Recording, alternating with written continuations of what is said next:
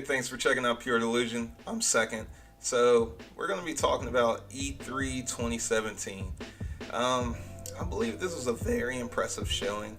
The main attractions which caught my eye, it was really just one company. I'll add one more, but Ubisoft, number one, no question.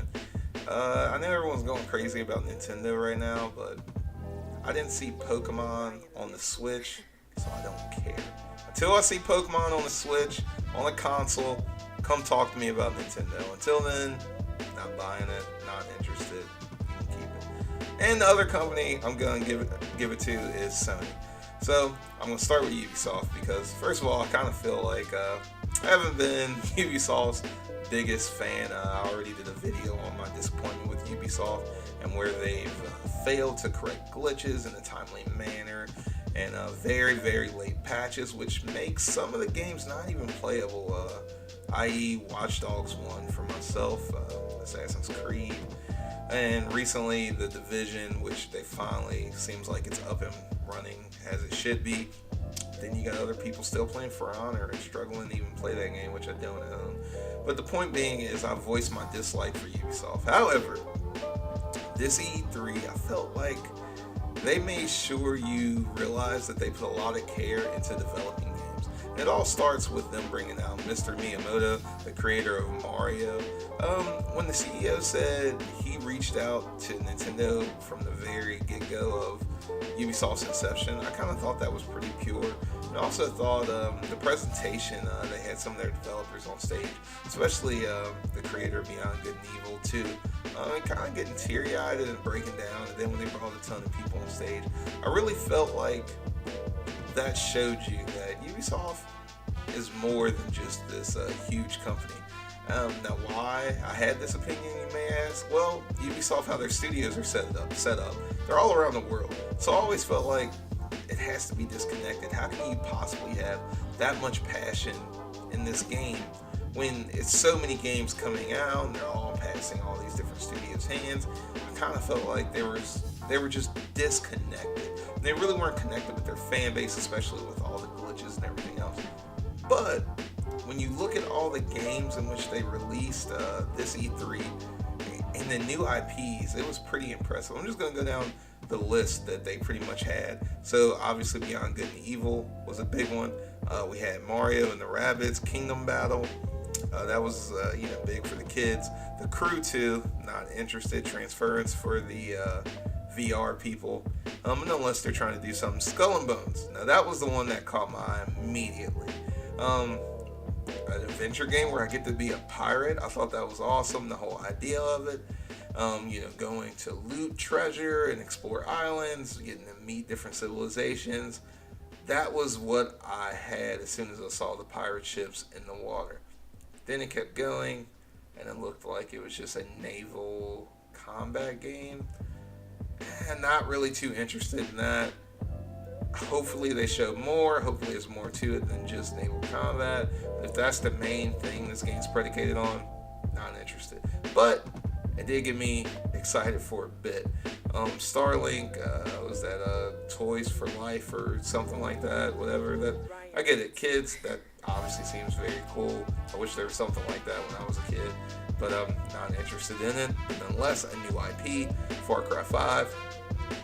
I feel like the hype in the trailer surrounding Far Cry 5 was a lot bigger than what I actually seen. The seriousness of it, them touching on social issues. Didn't really see too much of it, so I feel like the storyline's not going to be able to carry the game. And it's just going to be a typical Far Cry 5, Far Cry, pretty much. Beyond Good and Evil 2. That was the big takeaway for me. It looks amazing, the world in which they created. Breathtaking, the characters so full of life. I just want to fully indulge myself in this world and see what else it has to give me. But nonetheless, Ubisoft, they did a great job. New IPs, awesome. Now, second was Sony. Why? Well, I do own a PS4, but the main thing I saw that had me almost as breathtaking as Beyond Good and Evil, and that was Days Gone. I'm not the biggest zombie game player per se, but the world looked very interesting. Looked like there was a lot of life there, a lot of pain. scene, a lot of stories to be told. Definitely reminded me of The Last of Us a bit. Horizon Zero Dawn DLC, the Frozen Wilds, anyone that's played that game cannot wait to get their hands on more content for that game. It's amazing. It's definitely a system seller. And I guess I give it to Sony at a default for two reasons. Nintendo didn't have a Pokemon game for console, even though there's rumors of it, whatever. I'll believe it when I see it. And two, the Xbox One X. I mean, cool, the smallest Xbox ever created. Not really that impressed by them. They keep saying that. They said the same thing for the Xbox One X. But the games in which they're launching, none of them I felt like were system sellers. It didn't make me want to rejoin the Xbox army. I did formerly have an Xbox 360, so I switched to PS4.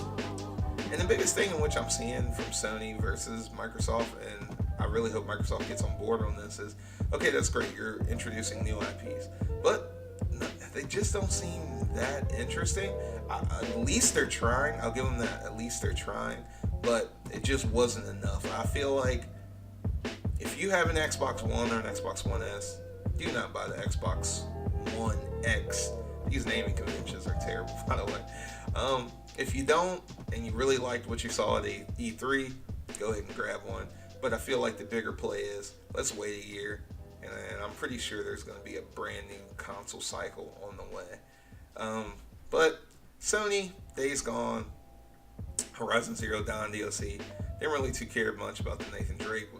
Kind of a late adopter of Sony, so I'm not as invested in that whole Uncharted series as a lot more people are. Same with God of War, never played one. Maybe interested to try one. It definitely looks interesting, but definitely not a must buy. So as it stands right now, Days Gone, number 3, Beyond Good and Evil, number 2. What could be number 1, you may be asking yourself. That really got me excited. Anthem. Anthem is the Destiny killer, the slayer of Destiny. This is what Destiny was supposed to look like. The whole thing, the city, the markets, you can see people actually living. You get to see who you're actually protecting. Destiny was so disconnected. You just felt like you were above all these peons and, oh, I'm so great, I'm keeping you safe. But there was very poor story elements written into that game. In this game, I feel like it's headed down the same path of promises. Looking at it, it looks amazing. But Destiny looked amazing until it actually came out and we saw it was a piece of crap. So, the things I'm looking forward to seeing, because I'm going to continue to follow Anthem, is there going to be raids? That's number 1. Please tell me this game is going to be on PC so I do not have to settle for the console graphics. Please. But I just want to know more. I want to know more about the world. And then they said that you can switch them upon your javelins. I believe that's what they're calling the mechs you're riding around in. You can switch between them. So I'm kind of curious as how customizable they all are. Is there a limit? Can you specialize in one versus your others? It's just so many questions, but the graphics looked amazing. The fact they said it was an open world, and looking at those graphics, it really got me thinking, like, oh my god, like this game truly looks like it's going to be amazing. I just want to know more. That was the game that stole my heart of E3. I really want to see more. I just can't wait to know more. So, I mean, that's pretty much it. It makes me question if I should even buy Destiny 2. I was planning on getting Destiny 2. I don't know. Looking at Anthem, I don't know if I even want to waste my time with Destiny, because it seems like it's just constantly a money grab. They constantly have DLC lined up. Like, I was already looking at the digital bundles you can get for Destiny 2, and you pay $100, you get the DLC plus the game, and you get an exclusive sword that you get to use. Cool. Yeah, I'm paying $10 for a sword. That's the bonuses that you give me for me giving you an additional $10. I get a sword, and then I get the DLC, of course. Like, it's just so grimy. I don't know. Destiny, I'm on the fence about that one. But in closing, those are the 3 games I'm really excited about. The Xbox One X, I wouldn't get it unless you really want to participate in these new exclusive titles and you do not own an Xbox. If you own one, don't do it. The graphics, it's not that big of an upgrade. I'm sorry, it's just not. So once again, thanks for watching. Please like and subscribe. Comment below. What were your favorite 3 games of E3 that you would like to share? Am I crazy? Is Anthem not the best game of the show? Is it not the Destiny Slayer? I believe it is. But let me know down below, guys. And thanks. Appreciate it.